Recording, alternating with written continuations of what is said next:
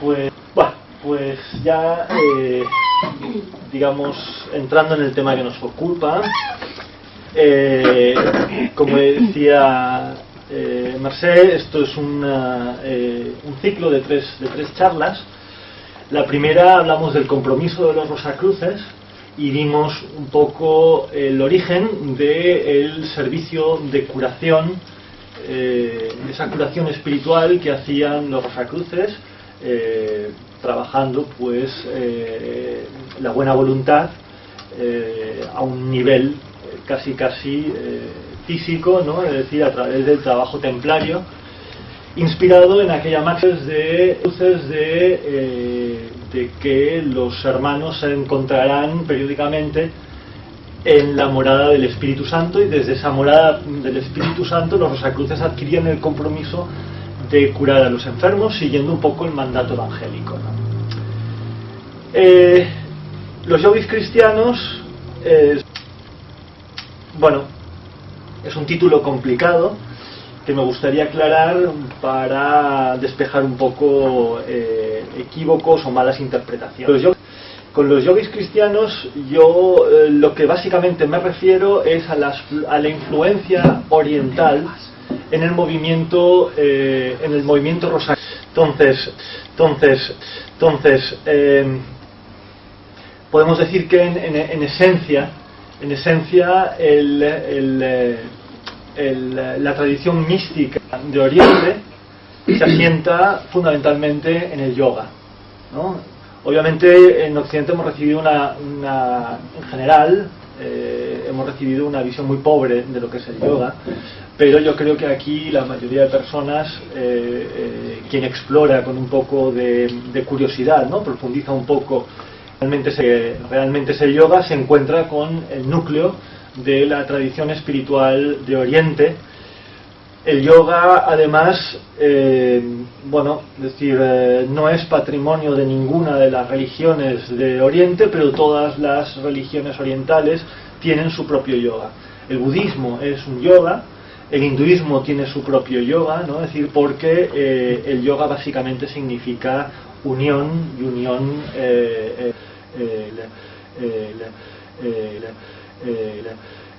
con el espíritu o con la manifestación más elevada de la divinidad o del...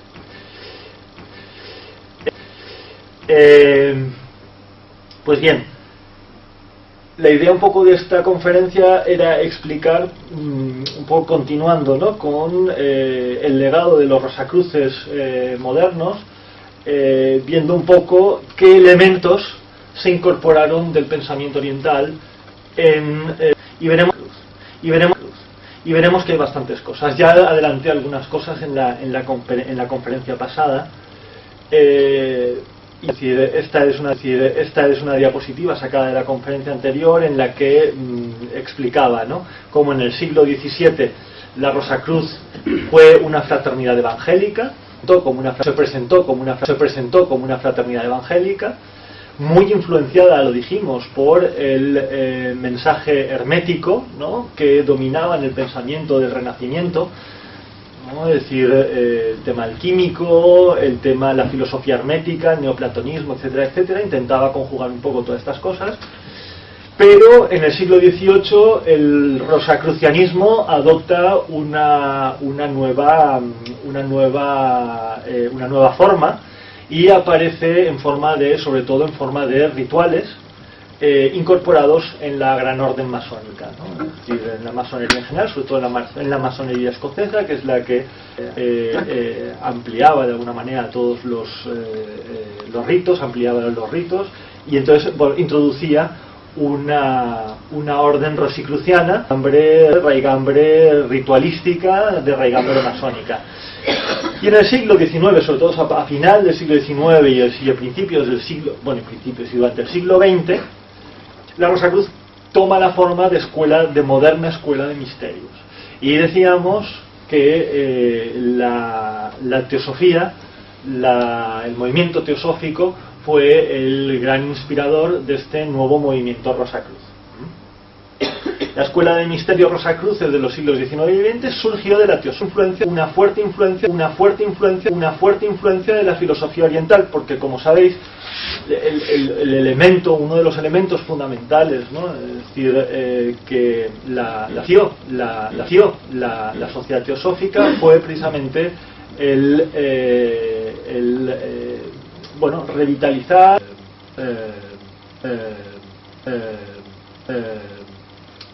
digamos muchas de las doctrinas orientales.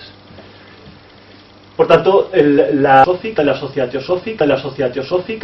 teosófica, vimos un poco el otro día, ¿no? Así como el doctor Steiner, Rudolf Steiner, como presidente de la sección alemana, da una serie de conferencias, todo un ciclo de conferencias, y él pone el empeño y marca un poco la dirección del moderno movimiento Rosacruz en el año 1907.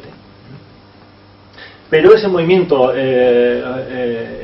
Rosacruz ya estaba, vamos a decir, fuertemente contaminado por el pensamiento oriental, tal como había sido traído por los miembros de la sociedad teosófica, que hicieron muchos viajes a India.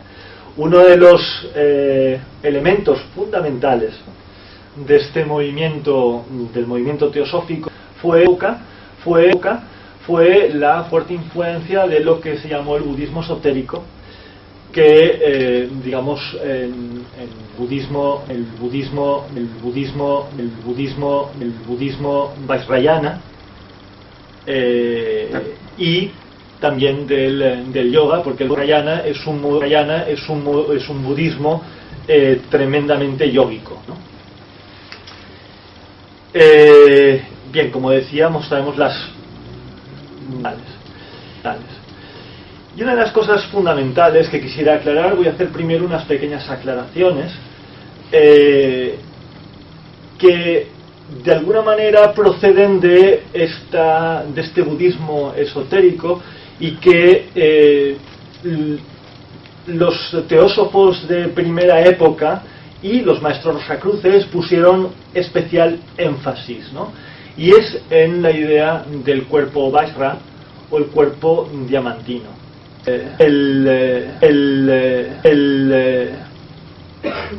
Es el cuerpo Vajra, el cuerpo diamantino, es el cuerpo de un Buda. Es decir, aquí daré unas primeras pinceladas. El es el cuerpo, el vehículo, digamos, el vehículo tremendamente purificado. La conferencia de hoy va precisamente de cómo pensaron los que había que depurar o purificar este vehículo, este cuerpo etérico que llamaron, que se llamó desde el primer momento en el movimiento teosófico, ¿no? Es decir, y que tenía que volverse el cuerpo de Buda, o el cuerpo del Cristo transfigurado, ¿no? Es decir, aquí lo que hay que ver es que se encontraron unos ciertos paralelismos entre cómo presentaban los budistas Vajrayana, el cuerpo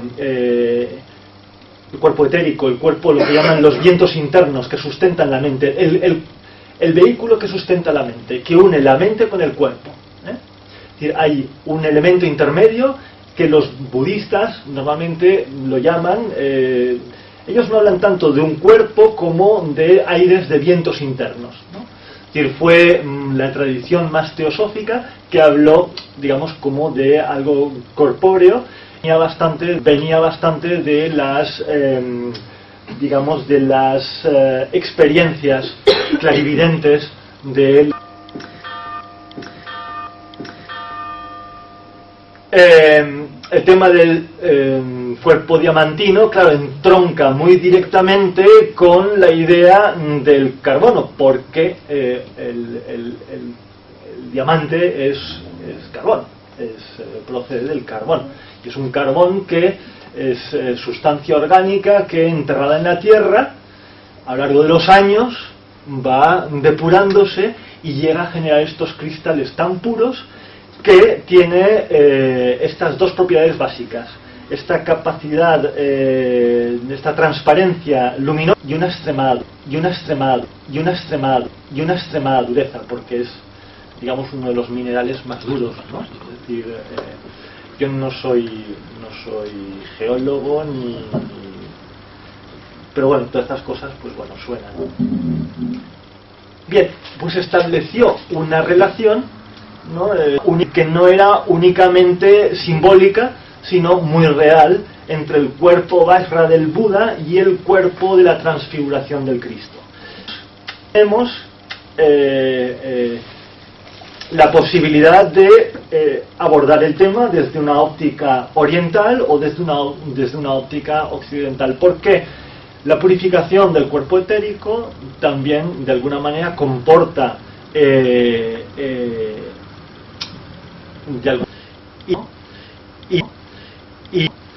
y la purificación también de pensamientos, deseos, sentimientos, acciones, ¿no? Es decir, hay un trabajo que, bueno, muy similar, ¿no? Es decir, a pulir el diamante, ¿no? Es decir, de alguna manera con la propuesta espiritual, ¿no? Es decir, el pulir el diamante parece que viene a simbolizar, ¿no? Es decir, el trabajo de pulir el diamante viene como un poco a simbolizar el trabajo de purificación que tiene que hacer el místico para alcanzar un vehículo puro que pueda albergar una mente pura. Pues bien, ese cuerpo etérico, decía, claro, aquí todo esto también enlaza con una tradición muy occidental, porque hay que pensar que Aristóteles y los filósofos griegos ya hablaban de que había un quinto elemento, la quinta esencia, del que estaban formados los cielos. Los cielos eran de esferas cristalinas de una extremada dureza. De manera que hay una tradición común que habla de esa espíritu, la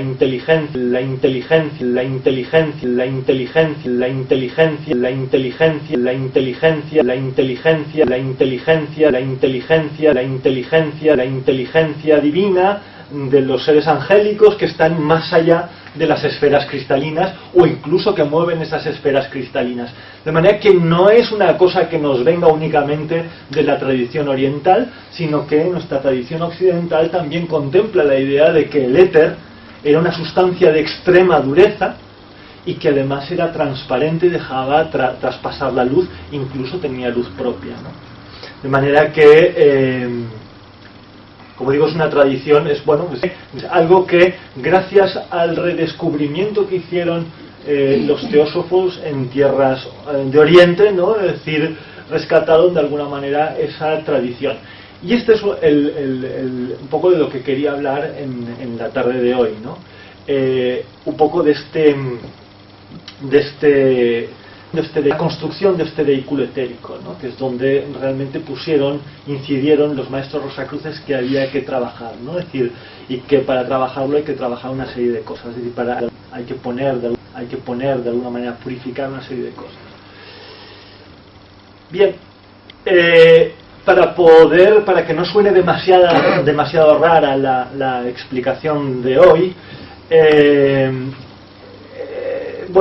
hablaré un poco de estas relaciones, ¿no? La relación, este segundo punto, ¿no? Que habla del Vajrayana, el budismo Vajrayana, el budismo de Tantret, el budismo tántrico, que habla de la unión del gozo y la vacuidad. Es decir, el Siddha, que es, sabéis que hay en el budismo primero hay un ideal, el primer ideal que es el Arat, después está el Bodhisattva, y por en el entorno del budismo tántrico el Siddha es,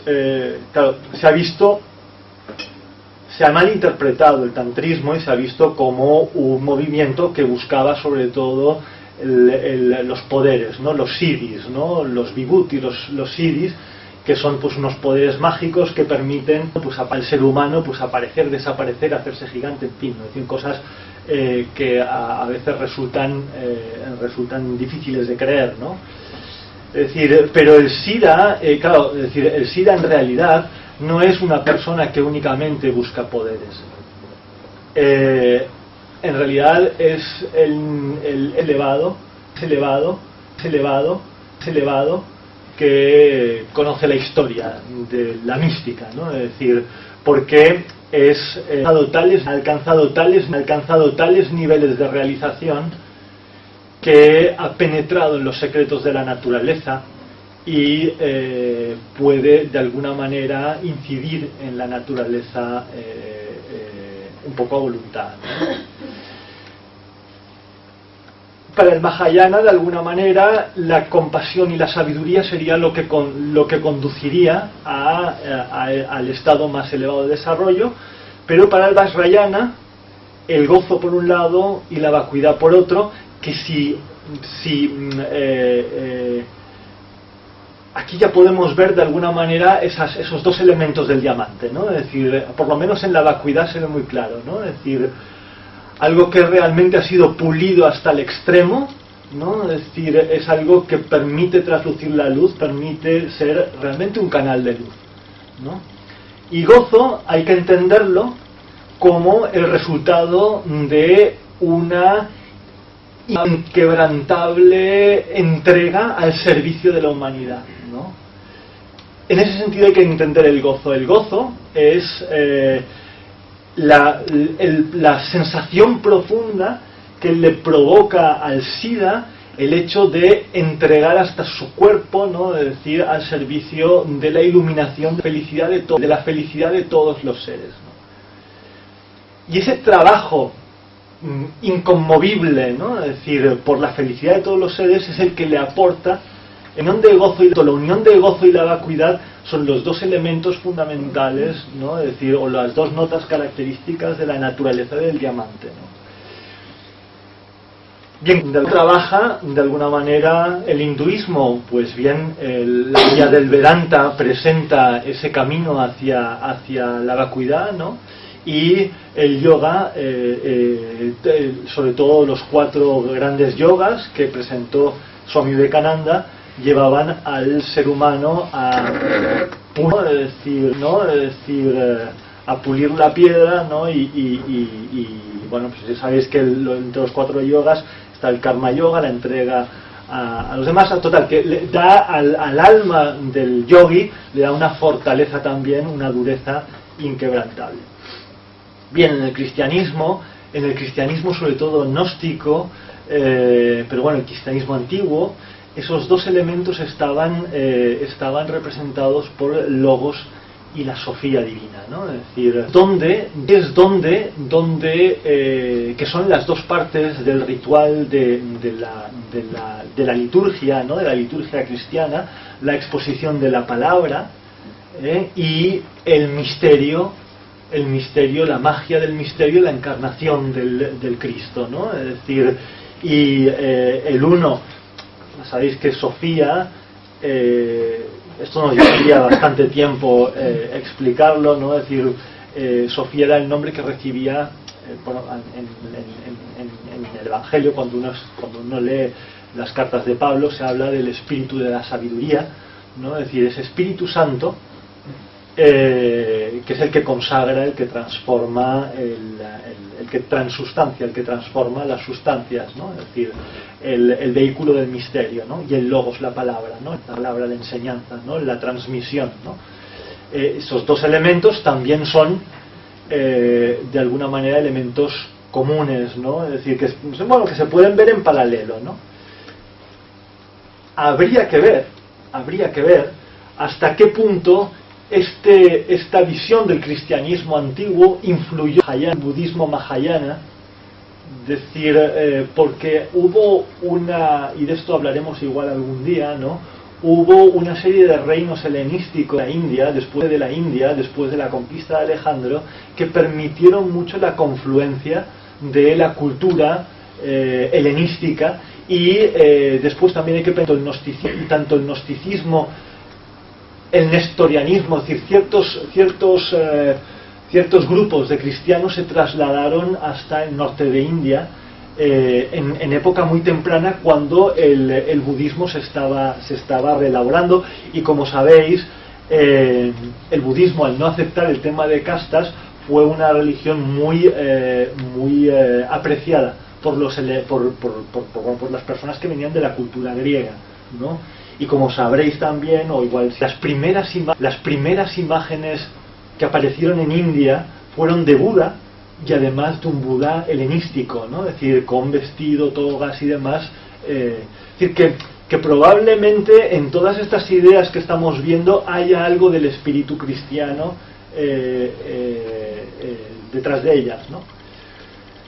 Bien, aquí ya nos vamos a una cosa un poco más, esotérica, que el budismo vajrayana destaca bastante: el aura blanco azulado y del color rojo, que en el tantrismo representa, por ejemplo, ciertos budas que encarnan una mente purificada, ¿no? Es decir, y otros budas, normalmente con formas femeninas, que representan la sabiduría, la vacuidad, ¿no?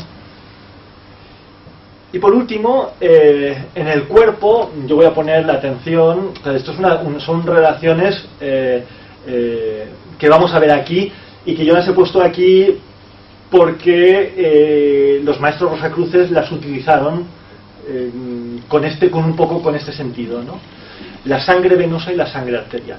Las venas, por donde circula la sangre, el oxígeno, pegado el oxígeno por todas las partes del cuerpo, ¿no? Es decir, la sangre reparte todas las sustancias y el oxígeno fundamentalmente por todas las partes del cuerpo, regresan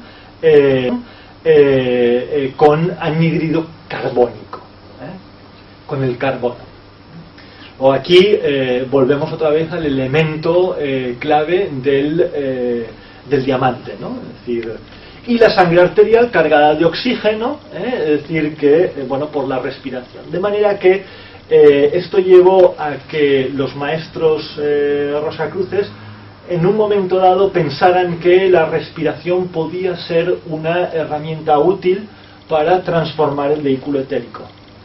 Y lo representaron, estos son imágenes que utilizaron los rosacruces de la fraternidad de Max Heindel, que, como expliqué el otro día, de alguna manera llevaron el ritual de sanación que se hacía en la sociedad teosófica, lo llevaron a un templo. Básicamente reformaron un poco el ritual. Lo vimos el otro día, vimos un poco incluso fragmentos del ritual, música del ritual. La gran diferencia es que lo trabajaban dentro de un templo, ¿no? Es decir, para crear un recinto sagrado, un recinto donde realmente se pudieran producir esos cambios, ¿no? Es decir, que donde uno entraba y pudiera realmente percibir una fuerza etérica, algo, es decir, que fuera realmente transformador. El Cristo etérico y lo que llamaron los auxiliares invisibles, que en realidad venía a representar el ritual de la Madre del Cosmos. Hemos visto una imagen muy bella de la imagen de la Madre del Cosmos, de Nicolas Roerich. Aquí no sé si se ve, si conocéis, no se ve mucho, ¿no? Es decir, pero esta imagen tiene una fuerza impresionante, ¿no? La podéis, si ponéis en Nicolas Roerich y buscáis en internet esta imagen.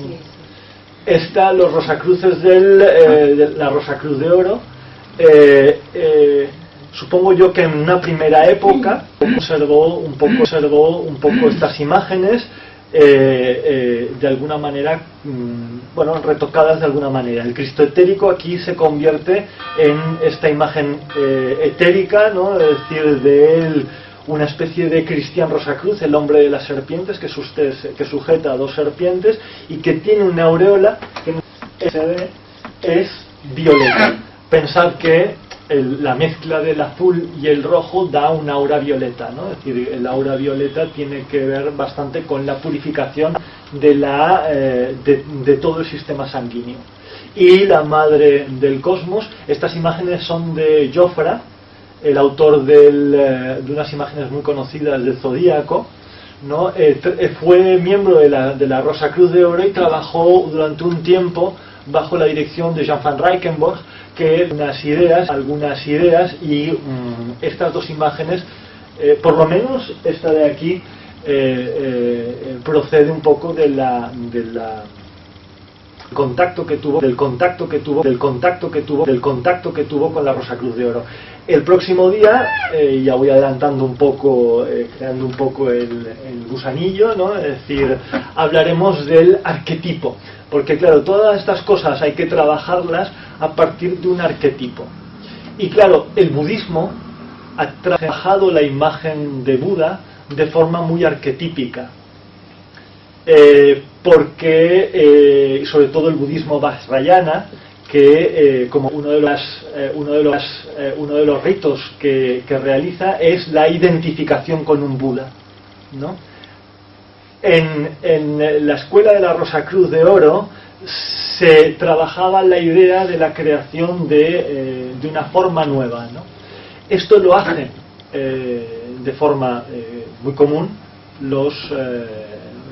muy frecuentes, ¿no? Es decir, las iniciaciones tántricas que hacen los budistas tibetanos, ¿no? En las cuales uno recibe las herramientas para transformarse él mismo en un Buda, ¿no?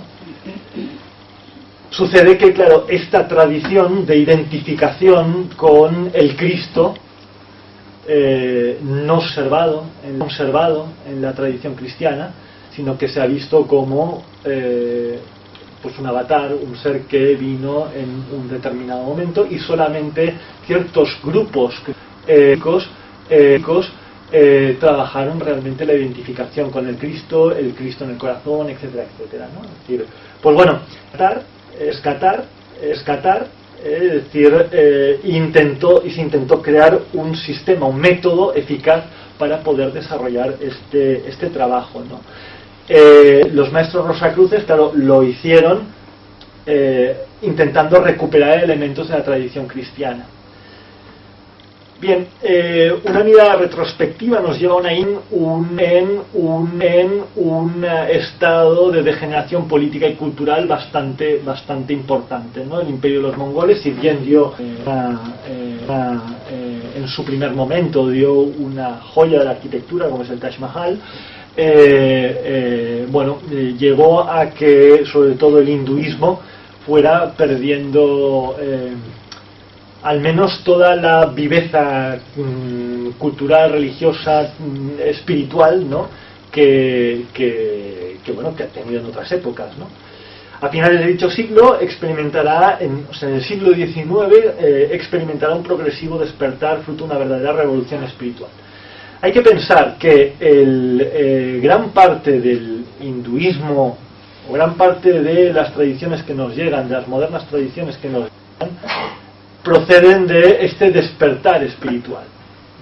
Es decir, no puedo decir que la tradición se perdiera en la India, no, se conservó. Lo que sucede es que se conservó de una manera, podemos decir, bastante dormida, ¿no? Es decir, hasta que no hubo un momento cultural, político, ¿no? Es decir, que permitiera darle un nuevo impulso, ¿no?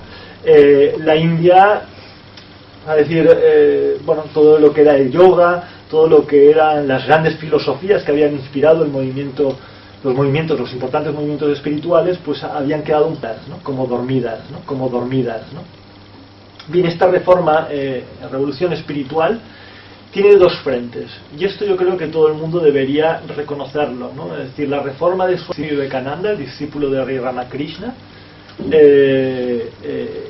que bebe, es decir, que construye todo su programa, ¿no? Es decir, a partir del contacto con su maestro es quien realmente le abrió la posibilidad, ¿no? Es decir, a la lectura espiritual, ¿no? Es decir, hasta tal punto, ¿no? Sri Ramakrishna fue un ser realmente mesiánico en un cierto sentido, ¿no? Es decir, porque realmente le dio a Swami Vivekananda la fortaleza para iniciar toda una reforma que, como veremos, fue seguida por toda una serie de yogis y maestros modernos que son de los que hoy en día recibimos de lo que nos llega de la India. Y un segundo frente que tuvo distintos roles, ¿no? Es decir, uno de recuperación, pero otro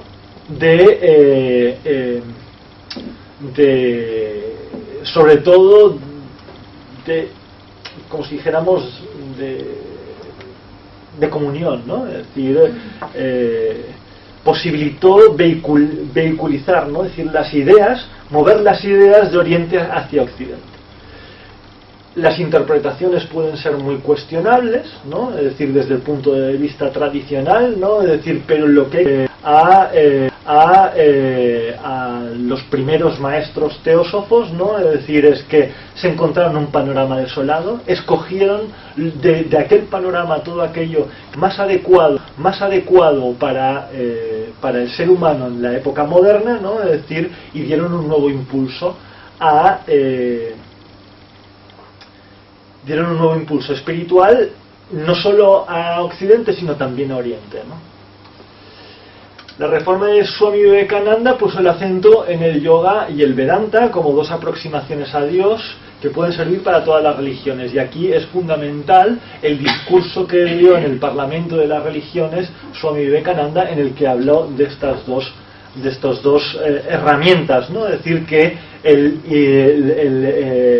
la India ponía a disposición de todos los seres humanos el Vedanta, que de alguna manera colocaba delante de la imagen, o sea, delante de la idea de la unidad perfecta de Dios como absoluto y como conciencia pura, y después del yoga como caminos, como distintos caminos que pueden servir de la India. Tenemos el Karma Yoga, el yoga de la acción, el Jnana Yoga, el yoga del conocimiento, que llega de alguna manera a identificarse, al menos en la obra de Swami Vivekananda, con el Vedanta, el Bhakti Yoga, que es todo el yoga de la devoción, y el Raja Yoga, que es de alguna manera ese otro yoga que permite trabajar directamente sobre la mente con una serie de herramientas muy precisas y muy digamos como muy para transformar bueno, toda la vida humana y para pulir ese diamante que decía yo antes, ¿no? Bueno, que decía del que hablaban los budistas, grandes yogis siguieron a Swami Vivekananda. Sri Aurobindo y Swami Shivananda tal vez sean los más fieles al mensaje de Swami Vivekananda, si bien ellos presentaron su propia comprensión del mensaje.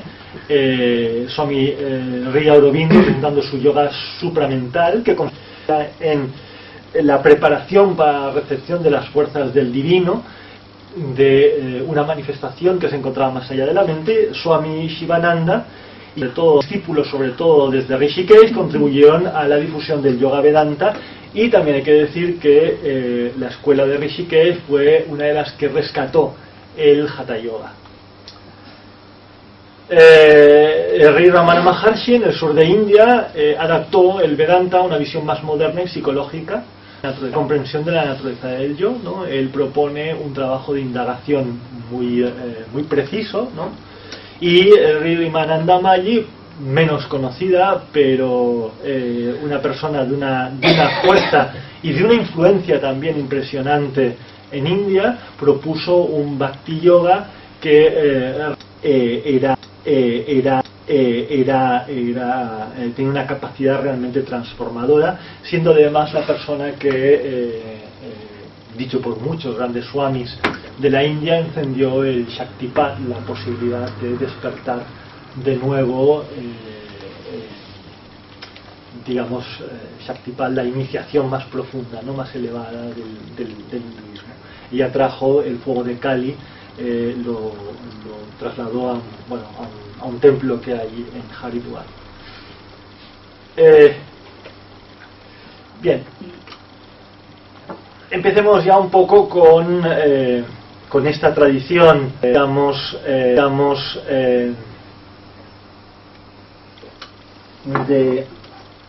de yogis que se acercan al cristianismo y de occidentales que se acercan al yoga, ¿no? Es decir, o de cristianos que se acercan al yoga. Yo lo que quiero mostrar es un poco este interés bidireccional, ¿no? Es decir, por parte de indios que se acercaron al cristianismo, que comprendieron que el cristianismo aportaba una revelación muy próxima al yoga, y cristianos, como fueron los maestros rosacruces, que se aproximaron a la revelación técnica, a las técnicas y a lo que aportaba, ¿no? Es decir, como herramienta mística el yoga. Y esto en 1861, este misterioso Yogavatar procedente de los Himalayas, conocido con el nombre de Babaji, pero claro, Baba es un nombre que se da muy genérico, que se da ahí, y si llevas un poco de barba, a mí me llamaban Baba también, ¿no? Es decir, pues llevar una barba un poco blanca, ¿no? Un poco gris, ya es un Baba, ¿no? Babaji es un nombre que dan los indios en general de gran respeto a una persona que consideran bueno, es decir, una cierta categoría, ¿no? Pues tomó contacto con un personaje que era, bueno, es decir, era un hombre que trabajaba en los ferrocarriles ingleses, la Lahiri Mahasai, y al que les reveló algunas técnicas o crillas. No sé si conocéis un poco lo que es una crilla. La palabra crilla procede de la raíz crilla, que es acción, que son unas determinadas acciones, ¿no? Es decir, que tienen un efecto, sobre todo desde el punto de vista de lo que en la tradición del yoga se conoce como pratyahara. Pratyahara es la absorción de la mente, la absorción de la mente, de los sentidos, hacia el interior. Es decir, cuando dejamos de proyectarnos hacia afuera y cerramos la puerta de los sentidos y dirigimos nuestra mirada hacia el interior. Esto es, de alguna manera, lo que se conoce en el Raja Yoga como pratyahara. Ya tenemos, de alguna manera, al menos una de las herramientas útiles para la elaboración de esa piedra, ¿no? Para empezar a pulir el diamante. Y para empezar a pulirlo, una de las herramientas fundamentales es el desarrollar una sensibilidad interna. ¿Qué sucede? Normalmente, esto lo explico a los alumnos de yoga, ¿no? Es decir, normalmente la mente está sobreestimulada por los sentidos hacia el exterior. Cuando cerramos los ojos sin el exterior, si nadie ha trabajado nunca nada, ¿no? Es decir, lo único que sucede es que uno pues se encuentra con sus propios pensamientos, con su continuo mental, que muchas veces pues bueno, es decir, lo único que le conduce es a un estado de caos, de intranquilidad, y bueno, y quien realmente empieza a sentir algo del interior, incluso hasta sienten como un poco de angustia, ¿no? de sensación de abismo, ¿no? Es decir, porque lo que hay por descubrir en el interior es inmenso. Entonces, claro, como fuera yo, claro, ya os estoy mirando a vosotros y veo jerseys de todos los colores, caras que me miran, ¿no? Es decir, escuchas sonidos, en fin, ¿no? Es decir, estamos sobreestimulados hacia afuera, de manera que nuestra mente se proyecta hacia afuera. Si queremos empezar a pulir el diamante, empezar a transformar el vehículo, primero nuestra mente, lo primero que tenemos que hacer es dirigir los sentidos hacia el interior. Y Pratyahara nos aporta la capacidad de tener sensaciones internas, ¿no? Es decir, empezar a sentir que hay algo dentro, es decir, claro, esto dentro y fuera es complicado, pero bueno, es decir, para que nos hagamos una imagen más que nada, ¿no? Es decir, pero hay algo dentro, ¿no? Es decir, hoy en día mucha gente que practica yoga, Tai Chi, por ejemplo Tai Chi, empieza a sentir algo muy sutil, ¿no? Es decir, ese algo muy sutil es lo que el yogi intenta tener realmente una conciencia tan clara como el que yo os estoy viendo a vosotros, ¿no? Es decir, y eso es el trabajo que hace el yogi para de alguna manera descubrir ese vehículo, eso que vehiculiza la mente, y empezar a pulirlo, a purificarlo. ¿Para qué? Para que la mente se vaya poco a poco y calmando y pueda realmente estar preparada para recibir las impresiones de una realidad superior. Son trabajos preparatorios, es decir, no hay que perder de vista que es de trabajos de preparación, es decir, trabajo de francmasonería, de pulir el propio ser, ¿no? Es decir, lo que pasa es que con este componente de la India, ¿no? Es decir, a través del Raja Yoga, ¿no? Es decir, tenemos una herramienta hoy en día muy potente para poder empezar a trabajar eso. Pues bien, estos yogis que trabajaban el Kriya Yoga ya hablan de que estas técnicas permiten al practicante retener el carbono que se exhala en la respiración normal y, como una planta, ir modificando el propio doble etérico.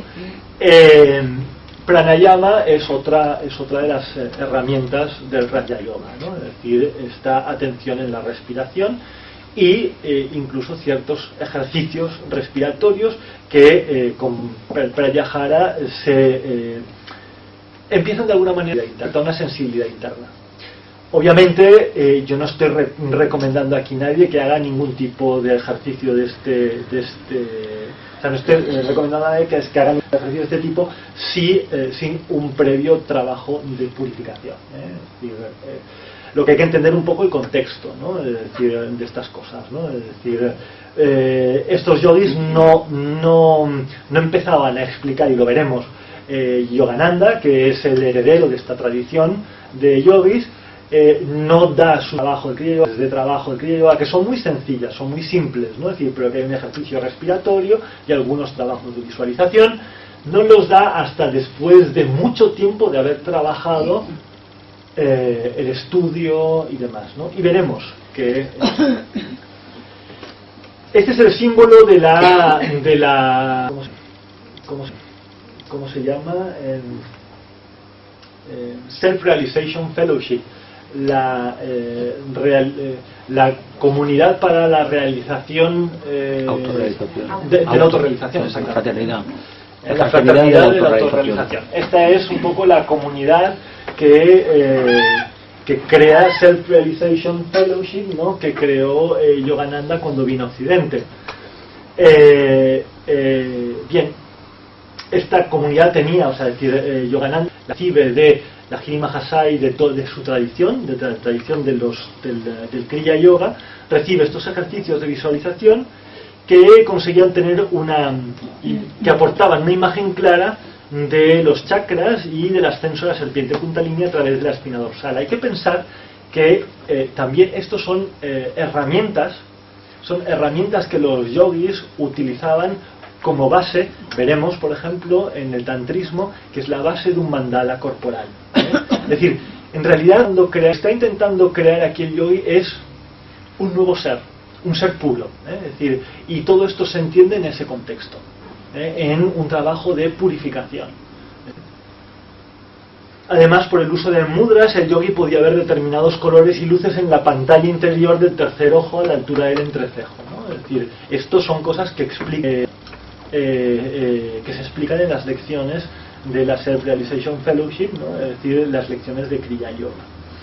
Pero yo quería llamar la atención sobre este dibujo porque lo veremos después de una forma muy extraña, porque Yogananda llega a Europa en el año 1920, y fue un poco más tarde la Self-Realization Fellowship, y utiliza esta imagen. La veremos más tarde entre los Rosacruces. Si os fijáis en la anterior imagen, ya salió la imagen de la cruz sobre la estrella blanca. Discípulo de él, Lahiri Mahasaya, fue Sri Yuktesvarananda Giri Maharaj, un monje que conoció a Lahiri Mahasaya en Benares en el año 1884.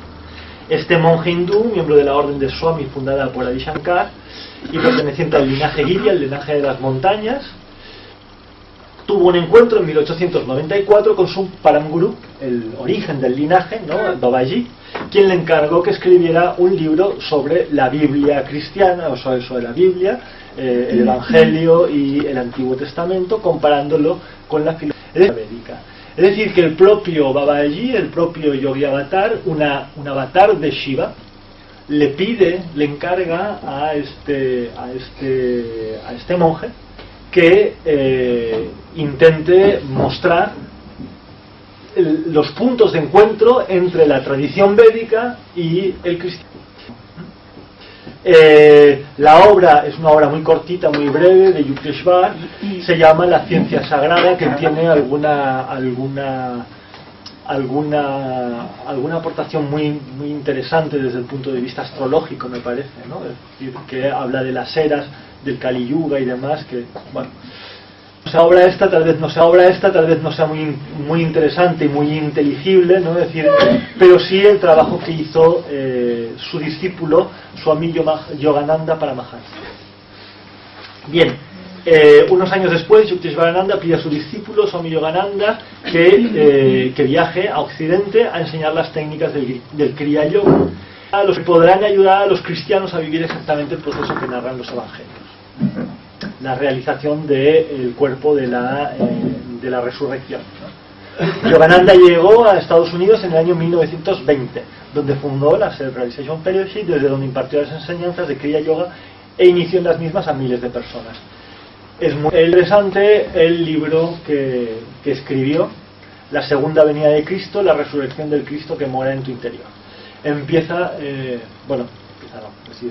la presentación que hace de un Cristo próximo a Krishna, próximo a Buda, ¿no? Es decir, uniendo estas tres imágenes, ¿no? Da una nueva dimensión, ¿no? Es decir, un poco sincrética, ¿no? Es decir, pero muy interesante al trabajo místico de esta época, ¿no? Hay otros textos muy interesantes que son recuperados por precisamente, y esto en la línea de el interés que empezó a recuperar Occidente, o sea, la recuperación de muchas cosas orientales, y sobre todo la gran proyección que tuvieron fue gracias al interés que mostraron muchos occidentales, ¿no? Y precisamente este era un magistrado, miembro del gobierno colonial de Bengala, que escribió bajo el seudónimo Arthur Avalon, publicó a principios del siglo XX numerosos textos sobre el Tantra hindú.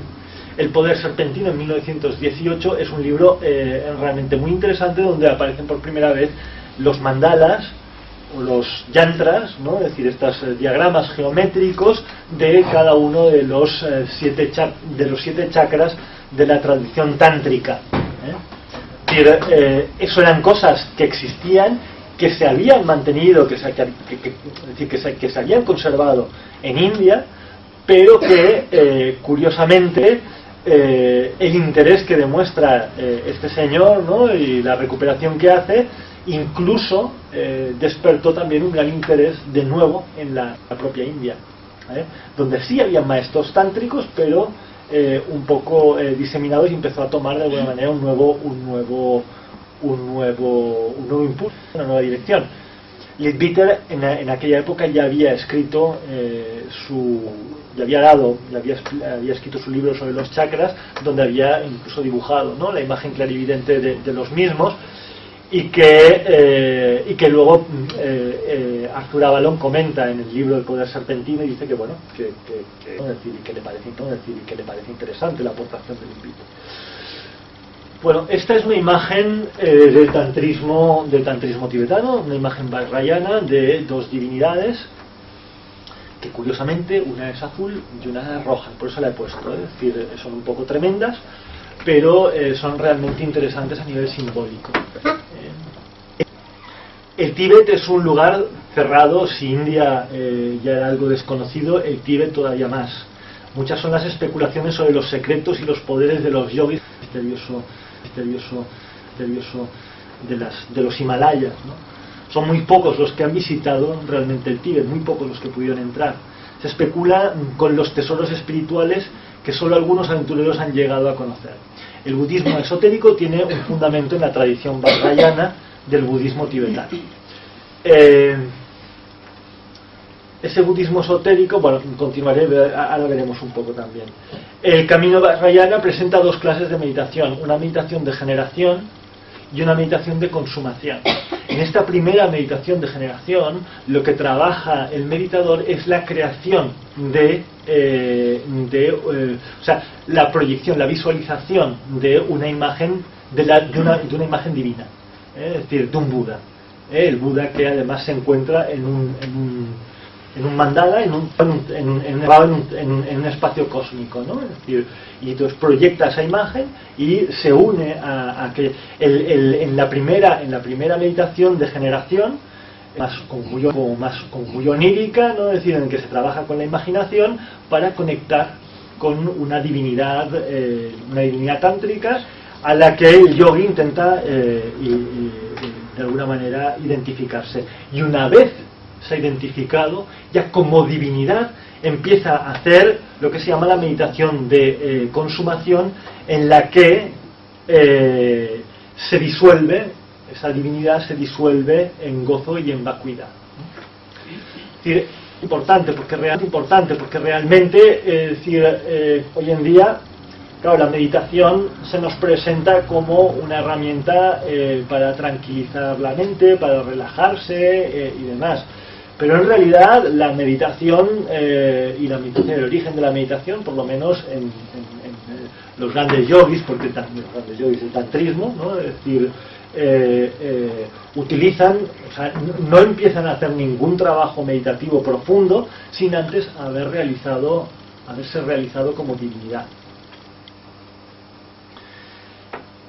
Bien, esto es lo que hemos estado hablando esta tarde, ¿no? Es decir, en los primeros años de la Sociedad Teosófica, de la fundación de la Sociedad Teosófica, los pilares de la sociedad, la señora Blavatsky y el coronel Olcott, viajan a India, ¿no? Es decir, para mí esto es un hito en la historia moderna, ¿no? Es decir, porque el que la Sociedad Teosófica se estableciera allá permitió todos esos contactos que hubo con la India. Primero fueron a Bombay, como se nos ha explicado esta tarde, y fueron a Chennai, a Madras, y establecieron la sede en Adiyar, que es la que hemos visto, que tiene años, es 1882.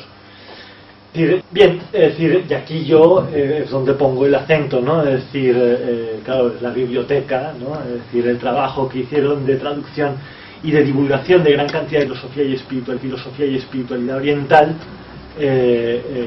permitió luego, pues bueno, decir, el redescubrimiento de muchas cosas. Es decir, los primeros textos que nos llegan, es decir, de Yoga Sutra, del Bhagavad Gita y de otros muchos textos muy importantes de la tradición oriental, nos llega gracias al trabajo y el interés de muchos teósofos, ¿no? La doctora Annie Besant y el señor Leadbeater, bien, es decir, por su presencia y su contacto con la India, probablemente conocieron muchas de estas técnicas yógicas y kriyas, eran clarividentes, eran personas tenían ya un nivel de realización suficiente para poder haber trabajado todas estas cosas. Y dan testimonio de ello cuando escriben algunas obras entre los años 1895 y 1904. Marco esta fecha, 1904, porque es la fecha en la que el Dr. Steiner empieza a escribir libros teosóficos, ¿no?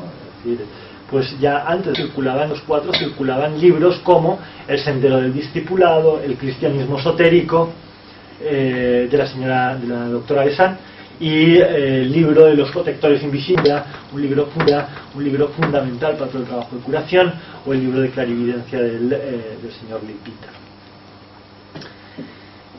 Bien, esto es un tema, o sea, esto es realmente creo que lo que marca, digamos, el despegue, ¿no? de todo el trabajo interior, ¿no? Y es esta comprensión del ser humano, esta nueva dimensión del ser humano, ¿no? Es decir, con esos cuatro, digamos, vehículos formados: el cuerpo, el prana, que es el que hemos hablado antes del vehículo etérico, el cuerpo astral, el alma animal, manas, buddhi, atman, ¿no? Es decir, voy a explicar un poco qué es eso. En el año 1883 hay un encuentro que para mí es fundamental entre la señora Blavatsky, el coronel Olcott y H.P. Sinnett, ¿no? Es decir, H.P. Steiner, un tipo que había estado trabajando en India durante mucho tiempo la filosofía y que la sintetizó en una obra fundamental que se llama Budismo Esotérico. Y en ese budismo esotérico aparecía por primera vez esta séptuple presentación, ¿no?, del ser humano, con cuatro vehículos formados de alguna manera, y 3 vehículos por Buddhi, Manas, Buddhi y Atman, de los cuales Manas es una mente superior, ¿no?, es decir, y justifica la necesidad de purificación del y el trabajo, todo el trabajo de estudio, el compromiso del estudio, ¿no?, es decir, del estudiante de esoterismo, ¿no?, es decir, para elevar la mente y poder después empezar a trabajar el vehículo etérico, el vehículo etérico transformado vendría a ser el cuerpo, digamos, el vehículo de ese vehículo búdico, ¿no? Bien, este esquema se traslada a la teosofía rosacruciana de la siguiente manera: cuerpo físico, cuerpo vital, cuerpo astral. Además, esta séptuple configuración va muy bien para establecer analogías y relaciones entre unas cosas y otras, ¿no? Es decir, cuerpo físico, cuerpo vital, cuerpo astral, y nos dirá el doctor Steiner, y un yo, como núcleo del alma, ¿no? Es decir, el trabajo de la antroposofía se centra en elevar la conciencia del yo, para alcanzar ese yo espiritual, ¿no? Es decir, vaciándole, purificándole de elementos egoístas y poder elevar ese yo, pero siempre desde el núcleo de la propia identidad, ¿no? Y a partir de ahí construir, pues el siguiente paso sería construir un espíritu vital, ¿no?, un espíritu de vida. Y ahí está la clave de la vida, la clave de la respiración, el prana, etcétera, etcétera, ¿no? Es decir, el cuerpo diamantino, ¿no?, es decir, del Cristo Buda, ¿no? Es decir, y por último, la completa vendría por el hombre completamente espiritualizado, ¿no? La iniciación del Rosacruz tenía por objeto la transformación alquímica de los cuerpos inferiores, todo a través de la fuerza del yo, ¿no? Es decir, el trabajo del yo, el yo espiritual vendría a manifestarse cuando es transformado el cuerpo astral. El espíritu de vida se manifestaría cuando es transformado el cuerpo etérico, el doble etérico, y el espíritu divino sería cuando realmente el Rosacruz es capaz de transformar incluso el cuerpo físico. Y en el año 1907, en un conjunto de conferencias, el doctor Steiner nos presenta cuál es la propuesta de iniciación para los Rosacruces. Y ya vimos algo en la sesión pasada, ya vimos de alguna manera algunas de las prácticas que proponía de trabajo, el trabajo que realizó Steiner con un círculo al principio pequeño de estudiantes, ¿no? Y lo primero que hacían era trabajar el estudiar. En segundo momento, y aquí nos vamos acercando a lo que os estaba diciendo antes de las meditaciones de generación, ¿no? Es decir, para poder trabajar la meditación de generación hay que trabajar con la imaginación y con los sueños. Por eso, para Steiner, el arte será una herramienta fundamental. El trabajo artístico será una herramienta fundamental para empezar a poder incidir en ese vehículo, digamos, que es de alguna manera contenedor, portador de la memoria, ¿no? Es decir, el vehículo etérico. El conocimiento de la escritura oculta supone que, bueno, ese conocimiento imaginativo llega a un punto, digamos, de inspiración. Cuando él habla de la escritura oculta, piensa en todo lo que hay grabado en la memoria etérica del planeta, ¿no? Y el tema de... Luego todo esto lo transformará bastante y hablará de imaginación, inspiración e intuición. Pero a mí el que me interesa es el cuarto momento, lo que él llamó la preparación de la piedra filosofal.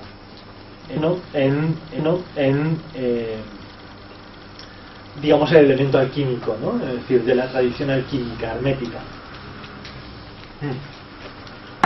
Veremos que esto después, y lo veremos en la próxima conferencia, para que no se vayan todavía, que no hay más, ¿no? También creó toda una fábula en torno a Cristián Rosacruz y la misteriosa personalidad de Cristián Rosacruz, que ya os adelanto que es un personaje, y cuando Steiner muestra un poco, ¿no? Es decir, todos los valores que quiere incorporar en esta especie de divinidad, de esta especie de bodhisattva que intenta crear a partir de la imagen de Cristián Rosacruz, que ya os dije que el personaje de Cristián Rosacruz, de los escritos tradicionales de la Rosacruz, nos queda como, bueno, un personaje con unas cualidades muy especiales y demás, pero no deja de ser un alquimista muy del siglo XVII, siglo XVI-XVII, ¿no? Y claro, le faltan toda una serie de elementos con los que intenta de alguna manera crear esta imagen bodhisattvica, que luego generará esas imágenes que hemos visto de los esas representaciones, ¿no? De Cristián Rosacruz como un vehículo vamos a decir, una especie de un arquetipo en el fondo, ¿no?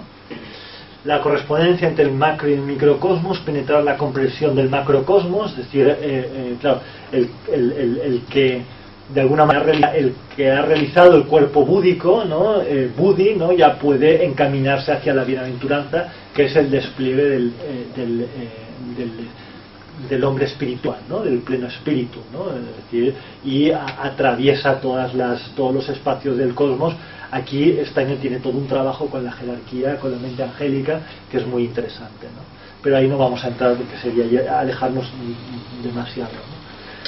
Bien, aquí he recogido una cita del Dr. Steiner en el libro Cómo conocerlos, que es un libro que todavía circula y que conserva esta cita muy curiosa sobre el regulado sobre el cuerpo etérico. Dice: por medio del proceso respiratorio regulado,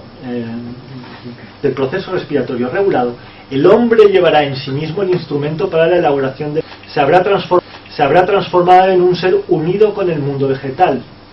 Retendrá entonces en sí mismo el carbono mediante el cual formará su propio cuerpo. Debido a ello, su cuerpo será en el futuro más bien semejante a la planta. Él trabaja con muchas imágenes. Sabéis que él era muy admirador de los trabajos científicos de Goethe, en particular la obra, el poema que se llama La metamorfosis de las plantas, ¿no? Y bien, él establece una relación, ¿no? Es decir, nosotros tomamos el oxígeno que nos da la planta, devolvemos el anhídrido carbónico al mundo, la planta transforma el anhídrido carbónico y devuelve oxígeno. Luego hay una relación con el mundo vegetal, con el reino vegetal. Se trata de un sistema por el que se invierte el proceso circulatorio de la sangre arterial roja y venosa azul. Pues bien, esto es exactamente lo que proponían los yogis del Kriya Yoga.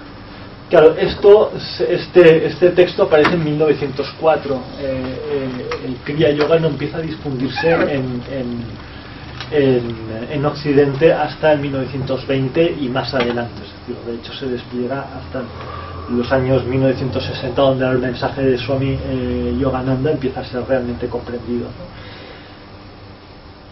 Bien, pues esto lo intentaron simbolizar o representar con 3 símbolos, las 3 cruces que aparecen, las 3 cruces del Gólgota, ¿no? Es decir, la cruz negra, que es una cruz quemada por el fuego de la transformación; la cruz blanca, que vendría a ser la representación de ese cuerpo etérico transformado; y la cruz dorada, que es el que permite de alguna manera traslucir la fuerza del espíritu, ¿no? Pues bien, trabajaron con estos 3 símbolos. Una obra que está llena de prácticas yógicas y meditativas y que persigue los mismos objetivos que el Siddha o el Mahasiddha, los Mahasiddha del Vajrayana, a divinizar la naturaleza humana. Bien, los símbolos que trabajarán en la obra, es decir, como vimos el otro día, hay muchas meditaciones, bueno, hay algunas meditaciones y hay determinadas prácticas yógicas que están relacionadas con el tema de la respiración, y el azul de la sangre venosa y el rojo de la sangre arterial, más de los tres colores de la negro, blanco y dorado de la obra alquímica. Bien, cuando Rudolf Steiner construye el templo donde quiere desarrollar todo su trabajo iniciático, construye un teatro en Múnich, todavía no ha construido el Goetheanum, en el que una de las partes del teatro es azul y otra es roja. Es decir, él tenía la historia esta de la sangre venosa y la sangre arterial, y la mantuvo durante esta cuestión la mantuvo durante mucho tiempo y lo trabajó con los grupos, digamos, más internos de la antroposofía. Bien, esta es la invitación del año 1907, Múnich 1907, Theosophische Gesellschaft, la sociedad teosófica, la sección bueno, de la Federación Europea, y aquí tenemos la cruz negra en el círculo azul con 7 rosas rojas, perdón. Es decir, y la triple divisa del Rosacruz: ex Deo nascimur, Jesucristo morimur, per Spiritum Sanctum revivistimus, ¿no? De Dios nacemos, en Jesucristo morimos, por el Espíritu Santo renacemos, ¿no? Es decir, y esta triple divisa intenta representarse de alguna manera con digamos los 3 colores, ¿no? Es decir, y curiosamente aparece por primera vez. Esto es una fotografía que hice en el Goetheanum, en un árbol listo en los dramas de misterios, la primera representación de los dramas de misterios en Suiza, en Dornach, en el Goetheanum, y me dejó alucinado, ¿no? Es decir, ver la fotografía, ¿no? Es decir, una cruz negra con detrás la estrella blanca en un fondo azul. El Kriya un mudra para poder de alguna manera estimular la visión del tercer ojo, y una de las primeras cosas que el yogi podía ver era esa cruz blanca sobre un fondo azul. Es decir, y esa cruz blanca esa estrella blanca sobre fondo azul es la que representa Yogananda, la misma cruz, ¿no? Es decir, la misma estrella, perdón. Y entonces él puso su cruz negra Nigredo. Bien, cuando Max Heindel, el otro día vimos que Max Heindel fue discípulo del Dr. Rudolf Steiner en el año 1908, se desplazó a Estados Unidos, de Estados Unidos se desplazó a Alemania, y en Alemania estuvo en las conferencias del Dr. Steiner, y allí pudo conocer la obra del Dr. Y cuando volvió a Estados Unidos, empezó todo el trabajo rosicruciano, ¿no? Es decir, y lo primero que clavaron fue una cruz negra, una cruz que hoy en día CRC hoy en día está pintada de blanco, pero en su momento era una cruz negra. Que la influencia del Dr. Steiner estaba incluso clara con los símbolos que utilizaban en un primer momento, pero luego este es el símbolo que trabajó, a partir del cual trabajó los servicios de curación que vimos el otro día. Esto lo vimos el otro día, ¿no? Y cómo los Rosacruces, la fraternidad trabajaba con este símbolo, hacía todo el trabajo de curación a partir de este símbolo, ¿no? Es decir, la cruz ya es blanca sobre el fondo azul, estrella que ya apunta detrás ya no es la estrella blanca de Buddhi, sino que ya es la estrella del espíritu divino, ¿no? Es decir, que empieza a reflejar desde el centro, ¿no? Del corazón blanco de la purificación. El color blanco, hay que pensar, ¿no? Es decir, que el color blanco es el color del diamante, y la luz que irradia es una luz blanco azulada, ¿no? Es decir, esto es una constante en todo el Tantra, no va es Rayana. Y este ya es la cruz dorada de la Rosacruz de Oro. Aquí la estrella, os he puesto estas dos cruces, pues esta es la cruz que se utiliza en los templos de la cruz de la Rosacruz de Oro, que si visitáis, tenéis la ocasión de visitar, veréis, ¿no? Digamos, en el centro del templo se suele colocar. Y la estrella aquí ya está en el centro de la cruz, ¿no? La he puesto aquí en esta imagen que se ve más clara, porque aquí no se ve mucho. Es decir, pero la estrella de 5 puntas la dibuja que es rosa, que es la rosa desde el corazón. Y aquí, a partir de aquí, empezó toda la filosofía de la Rosacruz de Oro, de que efectivamente en el corazón es donde radica el principio divino, etcétera, etcétera. Y entonces, pues, focalizando, concentrando la atención, ¿no? Es decir, la meditación en ese principio divino, es poco a poco como se puede ir construyendo todos los demás vehículos, incluso el cuerpo físico, se puede ir transformando. Volvemos al libro de Steiner, Cómo conocer los mundos superiores, publicado en el año 1904, en el que veremos claras influencias budistas y yógicas, ¿no? El desarrollo consciente de 8 actitudes del alma se corresponde con el octuple. Esto si leéis el libro Cómo se alcanza el conocimiento de los mundos superiores, el programa que presenta Steiner para la transformación de los vehículos sutiles, ¿no? Es decir, está completamente relacionado con el octuple sendero de Buda. Es decir, y cómo dice él, los 16 pétalos. Además, él dice que lo que hay que transformar es sobre todo el chakra de la laringe, que tiene 16 pétalos, pues 8 de los cuales se pueden transformar siguiendo el octuple sendero del Buda, de la contemplación correcta, la palabra correcta, la actuación correcta, los medios de vida correctos, en fin, sabéis, ¿no? Es decir, del sermón de Benalés.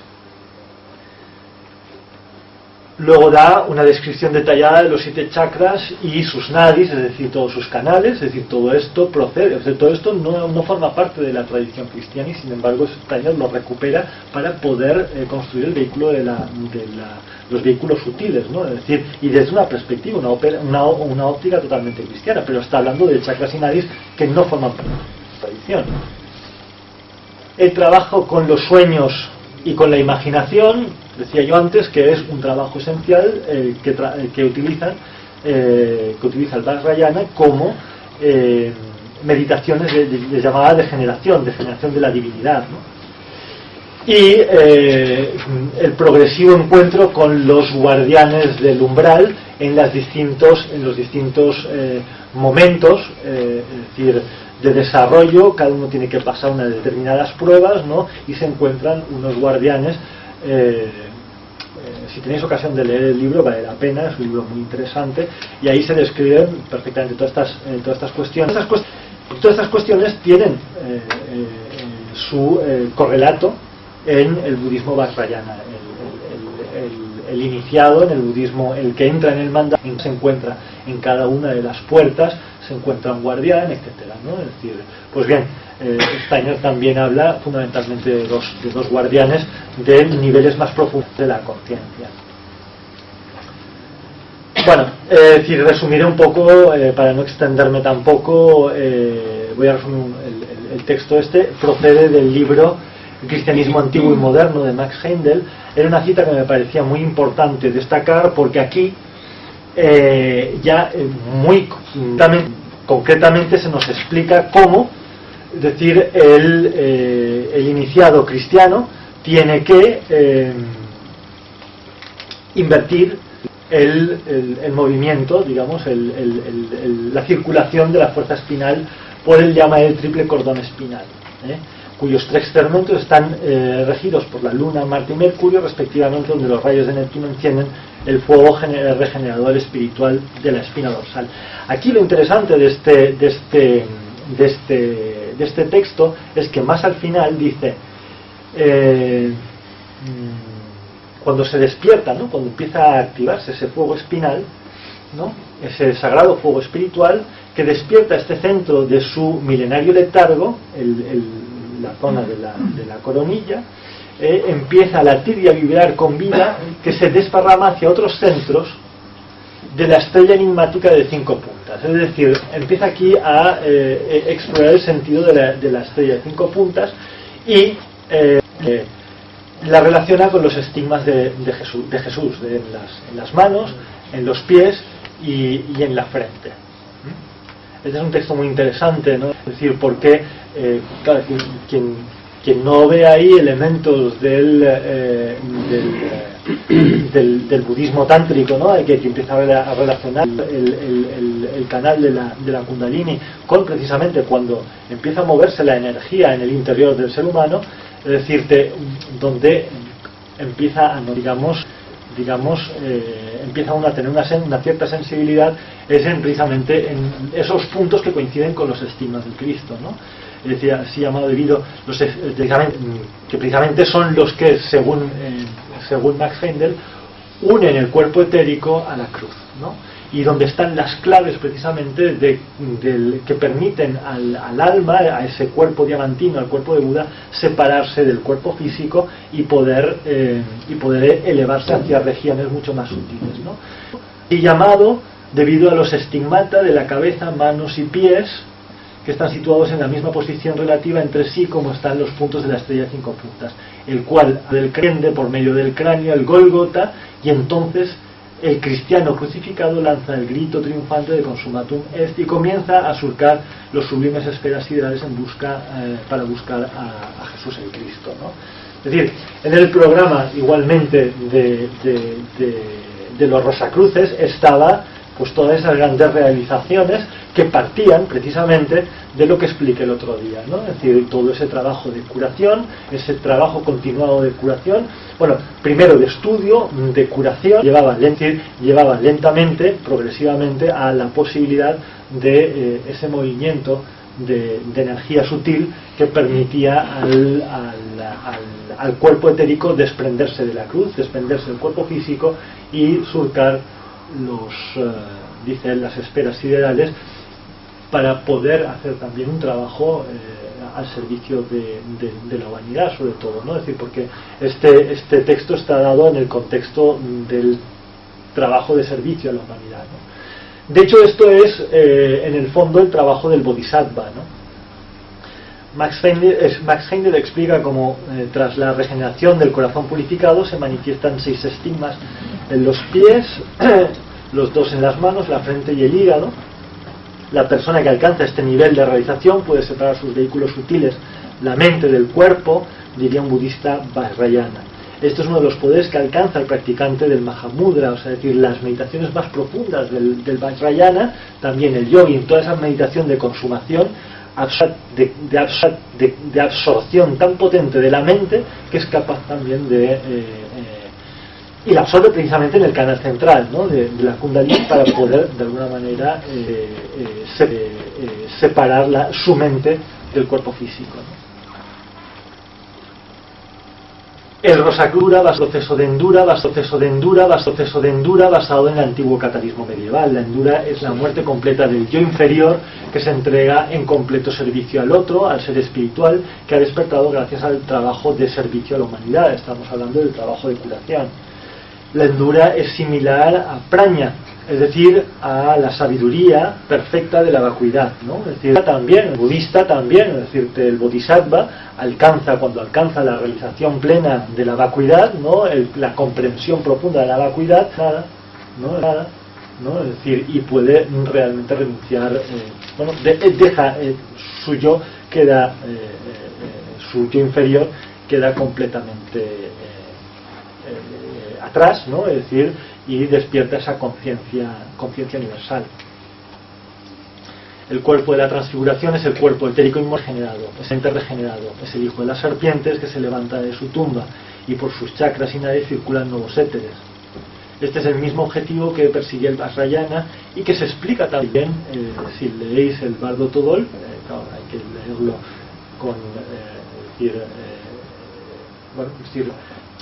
el Barbotodor es el libro de los muertos, es decir, es el libro que se recita a la persona cuando se desprende del cuerpo físico, precisamente para que pueda encontrar el camino hacia la luz, ¿no? Pues bien, esta es un poco la idea, ¿no? Es decir, el yogi al final vence a la muerte porque es capaz, tras la separación del cuerpo físico, de distinguir la luz divina. Bien, y con esto acaba esta presentación, que lo que pretendía era mostrar los elementos comunes de estas tradiciones budistas y yógicas con esta moderno trabajo de la Rosa Cruz, ¿no? Es decir, en el que vimos lo que trabajaba, todo ese trabajo de curación que vertebra, ¿no? De estudio y de curación que vertebra los primeros niveles, ¿no? Es decir, y después todo este trabajo yógico, una vez purificado por ese primer trabajo, esos primeros pasos, ¿no? Es decir, se puede llegar a trabajos mucho más profundos utilizando las herramientas del Raja Yoga que los maestros rosacruces cogieron sin ningún problema, ¿no? Es decir, y bueno, en la próxima sesión lo que veremos ya es el arquetipo de estos misterios. Bueno, hemos visto esta imagen cómo también, y esto en mi opinión quedó un poco desdibujado, ¿no? Es decir, porque yo creo que estos maestros intentaron crear un gran arquetipo, un bodhisattva, con elementos de la tradición cristiana, de la tradición alquímica, de la tradición budista, ¿no? Es decir, y crear una especie de bodhisattva que pudiera servir de referente, ¿no? Es decir, para que pudiera hacer ese trabajo que decía, ¿no? De esa meditación de generación, ¿no? De generarse como cristianos aquí, ¿no? Es decir, y poder a partir de ese nuevo vehículo, ¿no? Es decir, alcanzar las iniciativas. Bueno, no sé, yo me la hago, ¿no? Para bueno, y ahora sí, no sé si nos queda mucho tiempo para... Esto vosotros, aquí es que más que nada para las personas que hacen la pregunta, puede decir alguna pregunta, puede usar. El tema de esta última parte que has dicho del cuerpo, pues, las personas estigmatizadas, para que podrían ser ya en nuestro momento cualquier persona, desde hasta personas más estigmatizadas, estaría relacionada con todo esto. Después una segunda parte en la cuando tú hablabas de la construcción del cuerpo diamantino, no sé si como que cuando es algo del Maya para la creación a propia voluntad del propio cuerpo. ¿Perdona? La voluntad de tu propio cuerpo a través de la contemplación de tu propio cuerpo. Un poco también relacionado con el cuerpo material. Claro. La tradición que más trabaja esta idea es concretamente el budismo esotérico, ¿no? Es decir, cuando habla de gozo y sobre todo de vacuidad, cuando un yogi la comprensión y ha realizado la vacuidad, sabe que en el fondo todo está vacío de realidad esencial, ¿no? Es decir, y claro, le permite proyectar una imagen, construir una imagen perfecta, idealizada, y cambiar la identidad. Porque, bueno, es decir, es una cuestión, dicen los budistas, de designación. Lo que llamo yo, en el fondo, es una mera designación, porque no es real, no hay nada, ¿no? Pues claro, yo le llamo a eso yo, es decir, por una simple operación de designación mental, ¿no? Claro, si yo creo una imagen idealizada, ¿no? Es decir, y digo que yo soy eso, y ahí tienes la construcción de una forma mental, ¿no? Es decir, le puedo hacer como si dijéramos, puedo transferirle mi identidad, ¿no? Ahí es un poco donde está claro, todo eso trabaja a partir de la meditación y de las fuerzas imaginativas, ¿no? De la fuerza de imaginación, ¿no? Claro, un budista vajrayana genera la divinidad tántrica con la que se está intentando identificar 4 veces al día, todos los días. Al final, claro, uno realmente puede... claro, y esa divinidad está dotada de todos los elementos sublimes, ¿no? Ideales, ¿no?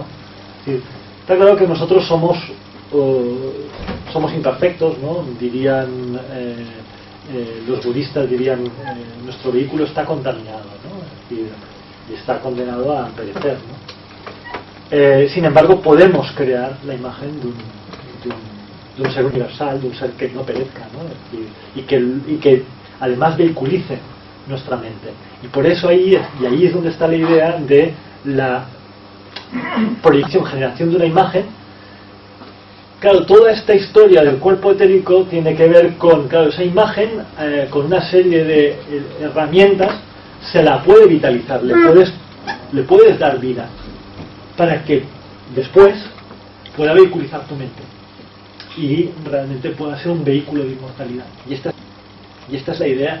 Lo que pasa es que esta idea está apuntada, pero no está, desde mi punto de vista, completamente desarrollada. Creo que en algún momento también le para poder desarrollar este trabajo, de hecho, ¿no? Y queda un poco a medio construir, queda, como veremos el próximo día, el arquetipo no está terminado, ¿no? Es decir, la incomprensión también de todas estas herramientas es muy grande. El mal uso que se ha hecho de ella también es muy grande, ¿no? Es decir, entonces, claro, estamos en un terreno que, claro, un paso adelante implica unos riesgos tremendos y que solamente pudo darlo una persona que realmente esté muy convencida de lo que hace, ¿no? Es decir, pues, claro, de lo que se trata es de generar una divinidad y transferir a ella la identidad, ¿no? Es decir, transferir la mente, que sea vitalizarla y que al final ese otro ser, ¿no? Es decir, sea el que vincule la mente, claro, un ser mucho más purizado, un ser mucho más puro. Y por ahí va un poco la cosa, lo que pasa es que, ¿cómo hacerlo? Aquí es donde ya es más complicado. Pero bueno, la idea era un poco presentar, y en esta conferencia, que es un poco complicada, de hecho me ha costado bastante esfuerzo, yo no sé si he entendido bien, ¿no? Es decir, pero de los intentos de los Rosacruces de ir por este camino. Y luego, claro, con la última conferencia, con la creación de la leyenda, con la creación del arquetipo del Bodhisattva, de alguna manera, es con la que de alguna manera se intentaría, nos han quedado todo esto, pero nos han quedado como retales de todo esto, ¿no? Es decir, porque al final,